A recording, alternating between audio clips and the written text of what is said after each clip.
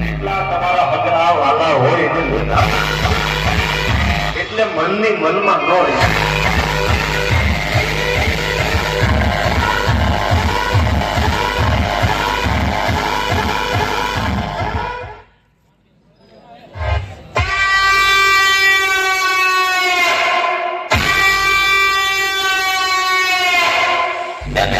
ભંગારના વેપારી હોનાની ખબર ના હોય.